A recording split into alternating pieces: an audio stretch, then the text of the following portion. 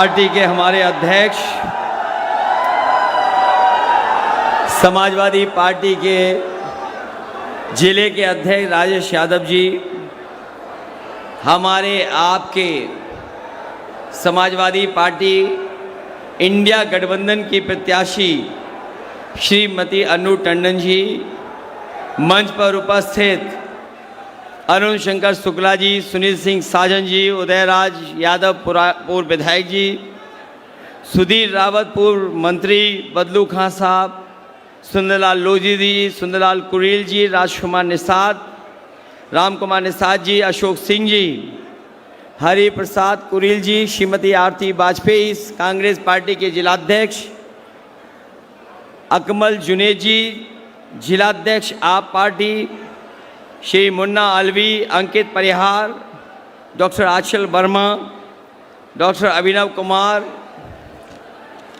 और पार्टी के मैं देख रहा हूँ बहुत सारे हमारे संगठन के सभी पदाधिकारी जो मंच पे हैं और इस चुनावी जनसभा में उपस्थित सभी हमारे किसान भाई, आदरणीय बुजुर्ग, हमारी माताएं बहनें, नौजवान साथी और पत्रकार बंधुओं, मैं सबसे पहले इस गर्मी में जहां लगातार तापमान बढ़ता चला जा रहा है, पंडाल में जो हैं, लेकिन पंडाल भी पूरा भरा हुआ है, उसके बावजूद भी जो इतनी गर्मी में दोपहरी में और धूप में खड़े हमें दिखाई दे रहे आगे पीछे दाएं बाएं, मैं सभी साथियों का बहुत बहुत आभार प्रकट करता हूं। इस बार जो उन्नाव की हवा चल रही है, ये जो उन्नाव में इस बार इंडिया गठबंधन के पक्ष में हवा चल रही है, वो न केवल जीत दिलाने जा रही है बल्कि रिकॉर्ड मतों से इस बार उन्नाव से अनु टंडन जी जीत के जा रही हैं। मैं पहले चरण से चुनाव में इंडिया गठबंधन के पक्ष में हम लोग अपील करते आ रहे हैं और पहले चरण से ही जो माहौल बना है उसके लिए मैं करोड़ों मतदाताओं का धन्यवाद दूंगा कि उन्होंने मन बना लिया है कि इस बार भारतीय जनता पार्टी का वो सफाया करेंगे। जहां भी हम लोग जा रहे हैं बड़े पैमाने पे जन समर्थन मिल रहा है और ऐसा जन समर्थन शायद पहले लोकसभा में नहीं मिला था। और इधर हम लोग बड़ी बड़ी होर्डिंगें देख रहे हैं सड़कों पर जो लगी हैं। बीजेपी वालों ने जो बड़ी बड़ी होर्डिंग लगाई हैं, आपने देखा होगा, कहने के तो ये कहते हैं कि डबल इंजन की सरकार है, लेकिन उस डबल इंजन की सरकार से एक इंजन पहले से ही गायब है। जो दिल्ली वालों ने होर्डिंग लगवाई हैं, जो दिल्ली से होर्डिंग लगी हैं, डबल इंजन की सरकार बोलने वाले, एक इंजन गायब है और जो उन्नाव का खटारा इंजन था उसको जगह ही नहीं मिली है, वो पहले से ही गायब है। बताओ गायब है कि नहीं गायब है? और 10 साल में दिल्ली की सरकार में और उत्तर प्रदेश की 7 साल की सरकार में हमारा किसान सबसे ज़्यादा संकट में चला गया। जिस किसान को भारतीय जनता पार्टी ने ये कहा कि किसानों की आय दोगुनी हो जाएगी, यहाँ पर किसान भाई मौजूद हैं, उनके परिवार के लोग भी हैं। कोई बता दे कि किसी भी फसल की किसानों को आय दोगुनी मिल गई हो। ना आय दोगुनी हुई, और जब ये किसान भाई दिल्ली गए थे अपने हक के लिए, इस सरकार ने दिल्ली नहीं जाने दिया। न केवल उत्तर प्रदेश का किसान बल्कि पूरे देश का किसान दिल्ली गया था। वो अपना हक मांग रहा था, वो अपने लिए कानूनी अधिकार एमएसपी के लिए मांग रहा था। लेकिन इस सरकार ने वहां पर आरसीसी की दीवारें लगवा दी, सड़कों पे कील गड़वा दी, पुलिस प्रशासन से आंसू गैस से गोलियों से किसानों को रोकने का काम किया। किसान वहां धरने पे बैठा रहा, सालों साल बैठा रहा। किसान शहीद हो गए हजार, लेकिन किसान पीछे नहीं हटा। जब सरकार ने 3 काले कानून वापस लिए थे, तब जाकर के किसान वापस हुआ था। और आज भी किसान उम्मीद लगा करके बैठा है कि उसको एमएसपी मिल जाएगी, पर यह सरकार एमएसपी उनको फसलों की नहीं दे रही है। हम अपने किसान भाइयों को कह के जा रहे हैं, ये आपकी पुरानी मांग रही है, और तभी हमारा किसान खुशहाल होगा जब उसको हर फसल की एमएसपी मिल जाए। हम अपने किसान भाइयों को भरोसा दिलाते हैं, आने वाले समय में समाजवादी पार्टी और इंडिया गठबंधन की सरकार बनने जा रही है। अपने किसानों को एमएसपी का कानूनी अधिकार दिलाने का काम हम लोग करेंगे। न केवल कानूनी अधिकार दिलाएंगे एमएसपी के लिए, बल्कि अपने किसानों के साथ जो धोखा हुआ है, आपने पढ़ा होगा अखबारों में, आपको जानकारी होगी, बीजेपी के लोगों ने बड़े बड़े उद्योगपति, बड़े बड़े लोगों का कर्जा माफ कर दिया। जो बैंकों से कर्ज माफ हुआ है वो 16 लाख करोड़ माफ हुआ है। और जब नियम बनाया सरकार ने, तो सरकार ने ये नियम बनाया था कि जिन लोगों का बैंकों पर कर्ज 5 करोड़ से ऊपर है, उनका कर्ज माफ होगा। इस कानून के और नियम बनाने से हमारे किसान जो लाखों लाख रुपए लेते हैं, कोई 1000 रुपया लेता है बैंक से कर्ज, कोई लाखों में लेता है, उनका कर्ज माफ नहीं हुआ। बड़े बड़े उद्योगपतियों का कर्ज माफ हो गया। हम अपने किसान भाइयों को, गांव में रहने वाले लोगों को और गरीबों को कह के जा रहे हैं, आपका जो कर्ज बैंकों पर है, इंडिया गठबंधन समाजवादी सरकार बनेगी, वो कर्ज माफ हो जाएगा। आपको कर्ज माफ करने का काम करेंगे। जहां इस सरकार ने किसानों को धोखा दिया, वहीं बताओ नौजवान साथियों, आपके भविष्य के साथ इस सरकार ने खिलवाड़ की है कि नहीं की है? ये नौजवान जो मेहनत कर रहा है, तैयारी करता था, अपनी परीक्षा की तैयारी करता था, कोचिंग कर रहा था, सालों साल तैयारी की, लेकिन जब वो परीक्षा दे करके घर लौटा तो वो पता लगा उसे कि परीक्षा का पेपर लीक हो गया। वो निराश होकर घर बैठ गया। जिन नौजवानों ने अभी पुलिस भर्ती की नौकरी के लिए परीक्षा दी होगी, इस सरकार ने कहा कि हम लाखों लाख लोगों की परीक्षा करा लेंगे। हमारा नौजवान 2 दिन परीक्षा लिखा, लेकिन जब वो घर पहुंचा तो उसे पता लगा कि पेपर पहले ही लीक हो गया था।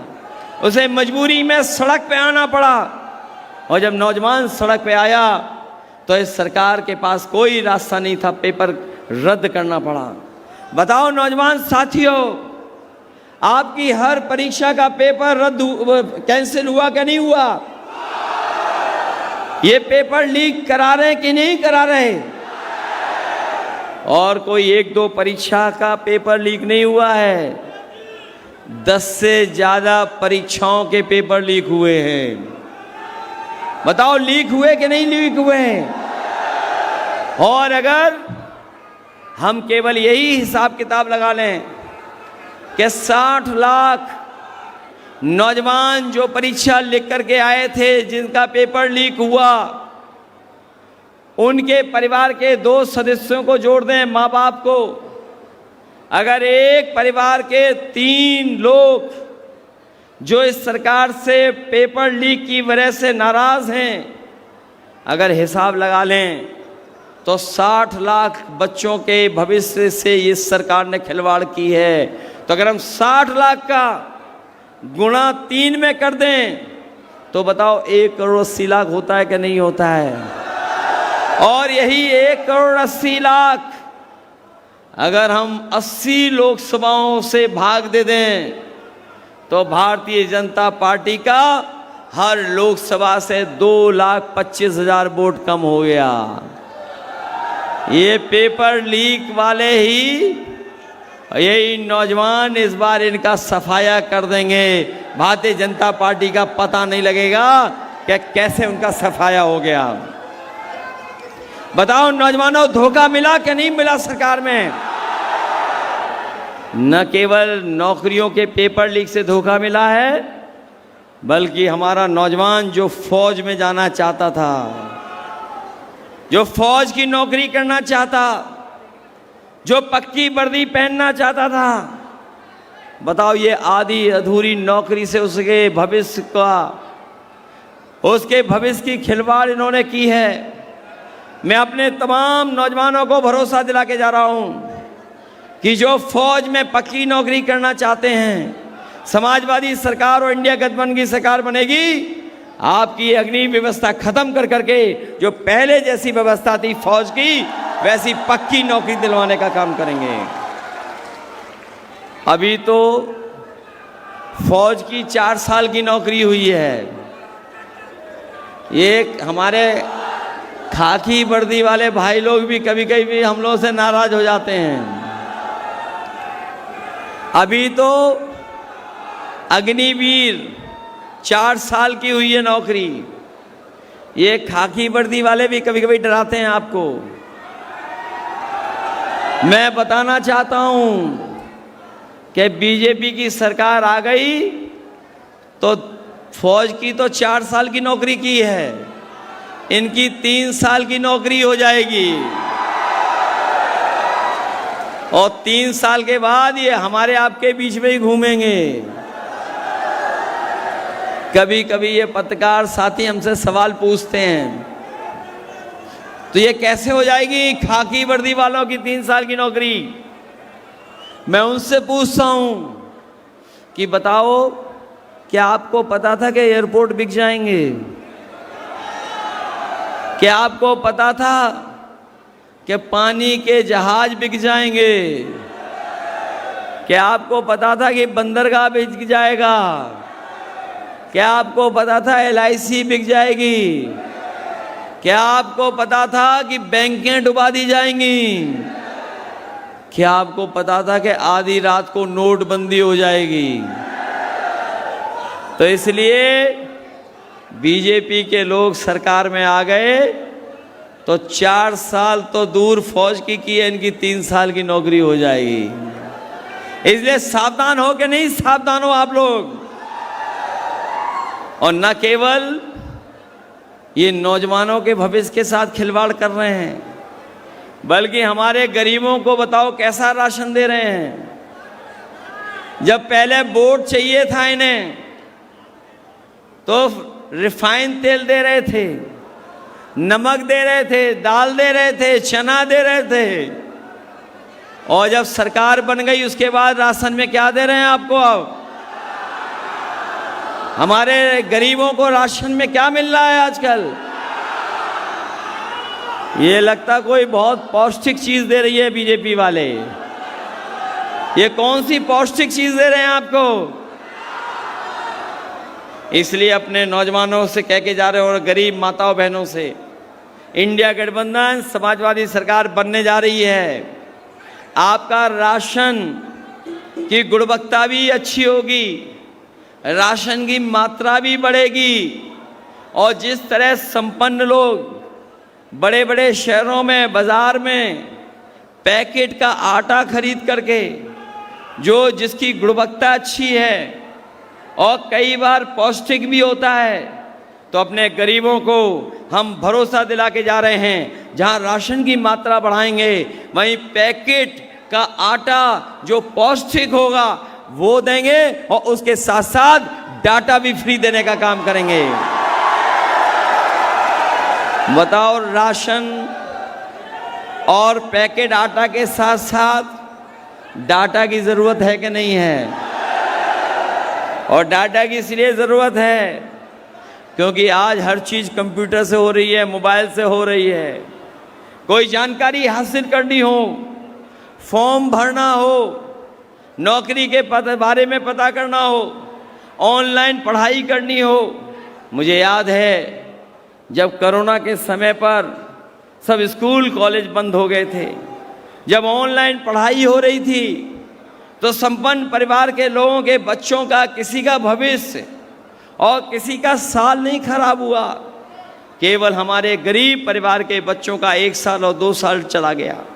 इसलिए हम समाजवादी लोग कह रहे हैं कि जिस तरीके से हम लोगों ने लैपटॉप बांटा था, उसी तरीके से आपको इस बार डेटा फ्री देंगे और पौष्टिक आटा भी अपने गरीबों को देंगे।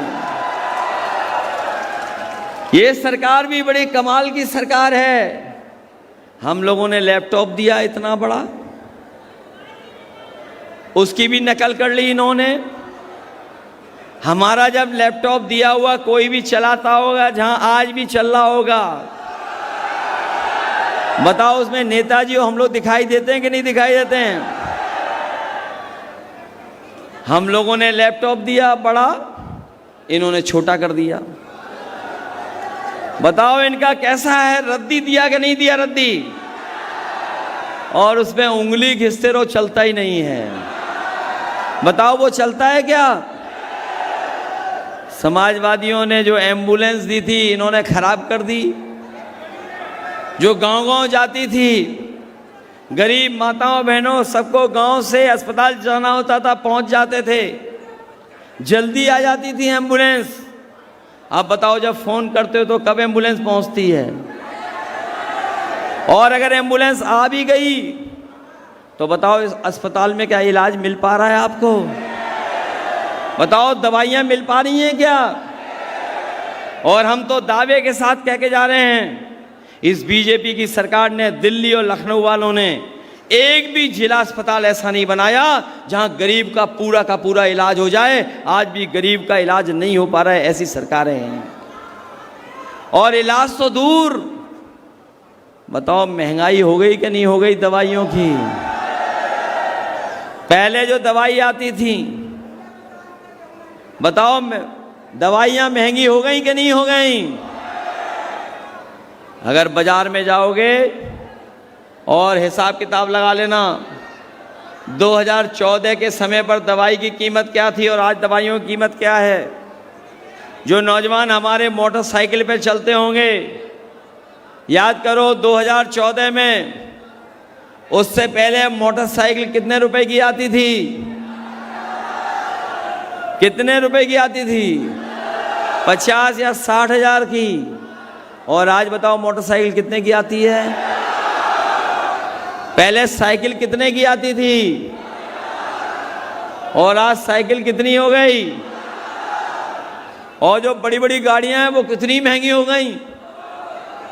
ये महंगी हो गई नहीं हो गई? और देखिए महंगाई और बोरी की चोरी इन्होंने पता है कहां से सीखी है?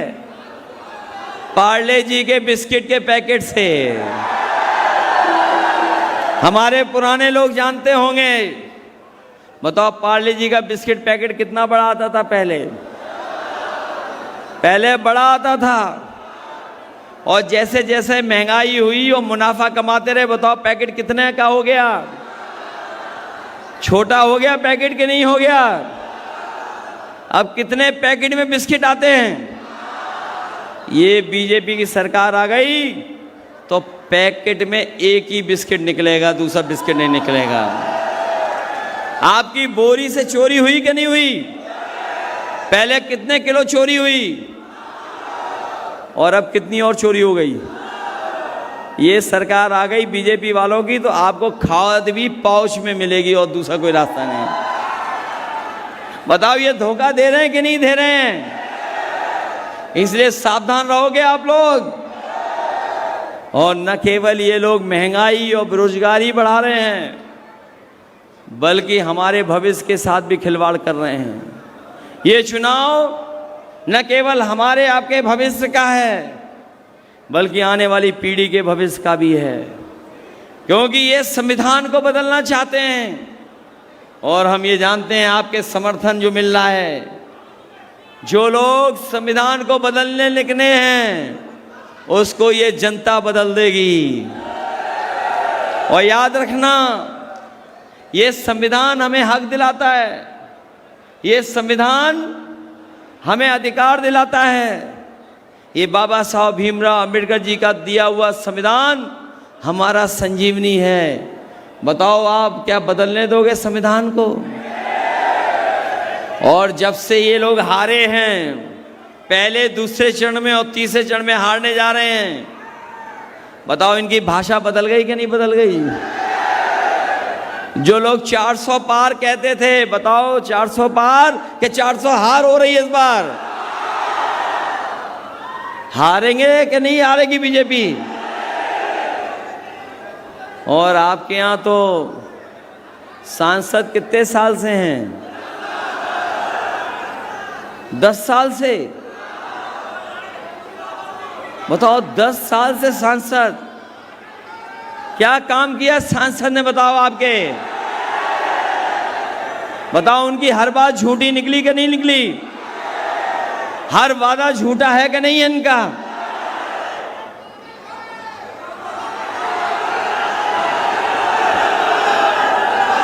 इसलिए हराइए इनको। और अभी मैं दिल्ली गया था, ऐसे ही सांसदों के लिए हमें एक गाना मिला है, ऐसे ही सांसदों के लिए एक हमें दिल्ली में गाना मिला है। बताओ सुनोगे आप लोग? मैं अपने साथियों से कहूंगा, जहां मैं अपील करने आया था और अपील करके जा रहा हूं आपसे कि अन्नू टंडन जी समाजवादी पार्टी और इंडिया गठबंधन की प्रत्याशी हैं। ये सुलझी हुई हैं प्रत्याशी, ये ईमानदार हैं, ये आपके क्षेत्र का काम भी करेंगे, विकास भी कराएंगे, और हम समाजवादी लोग इनका सहयोग करने का काम करेंगे। बताओ लोग, आप लोग जिताओगे? अच्छे वोटों से जिताओगे आप लोग? और पिछले वोट की बेईमानी का बदला लोगे कि नहीं लोगे? बताओ, हमारी बेईमानी से सरकार नहीं बननी थी इन्होंने। बताओ, हम लोगों के साथ धोखा किया कि नहीं किया? तो इस बार एक एक वोट इनके चुनाव चिन्ह साइकिल पे डाल करके इन्हें लोकसभा में पहुंचाने का काम करना, यही निवेदन, यही अपील करने आया हूं। मैं अपने बहुत सारे नेताओं का मैं धन्यवाद देता हूं, साथ ही साथ बहुत से कार्यकर्ता यहाँ नहीं पहुँच पाए हैं, जो हमारे जिम्मेदार कार्यकर्ता हैं, जिम्मेदार नेता हैं, निष्ठावान कार्यकर्ता हैं, जो ईमानदारी से दिन रात समाजवादी पार्टी के लिए मेहनत कर रहे हैं। मैं ऐसे निष्ठावान कार्यकर्ताओं का धन्यवाद भी देता हूं, और मैं भरोसा दिलाता हूं कि जो अपने निष्ठावान कार्यकर्ता हैं, जो अपना बूथ रक्षा करके जिताने का काम करेंगे, उनका हम लोग सम्मान करने का काम करेंगे। बताओ, बूथ के रक्षक बनोगे कि नहीं बनोगे? अगर बीजेपी के लोग बेईमानी करें तो डरोगे तो नहीं? अगर ये लोग बूथ लूटने जाएं तो सावधान रहोगे कि नहीं रहोगे? अपना बूथ तो नहीं लूटने दोगे? इसलिए अपने बूथ को बचाना, बूथ की रक्षा करना और सावधान होकर के मतदान करने का काम करना। क्योंकि जो मनमर्जी वाले लोग हैं, जो मनमर्जी वाले लोग हैं, वो मन की बात कर रहे हैं, वो संविधान की बात नहीं कर रहे हैं। इसलिए हम और आप लोग संविधान की बात कर रहे हैं। जो लोग मनमर्जी हैं, आत्मतुष्टिकरण में जिंदा हैं, इस बार 140 करोड़ जनता उनको हिसाब किताब करना जानती है और हिसाब किताब करने जा रही है। इसलिए मदद करिए आप सब लोग। और जो हम सांसद जी के लिए एक गाना दिल्ली से लाए हैं, वो जरूर सुनिए आप लोग। और सुनना नहीं, सुनाइए आप लोग गाना इनको। हाजिर हो सांसद जी, हाजिर हो सांसद जी, हाजिर हो। पिछले 5 साल का दे हिसाब। 2-3 बातें हैं। क्या वैसे तो उन्नाव में हम लोगों ने बहुत काम किया है। मुझे याद है जब मैं मुख्यमंत्री था, यहाँ से विधायक दीपक जी थे, मुझे सबसे पहले लेके गए थे अपने गंगा पुल के शुरुआत के लिए। वो उन्नाव के कोने में गंगा पुल को हम लोगों ने बनाया था। इसी उन्नाव में शुक्लागंज से हम लोग सड़क से और साइकिल से चल के आए थे। जहाँ लखनऊ में ऐसी सड़क नहीं थी, वो सड़क बनवा दी थी। बगल में मजदूर को चलने के लिए हम लोगों ने साइकिल ट्रैक बना दिया था।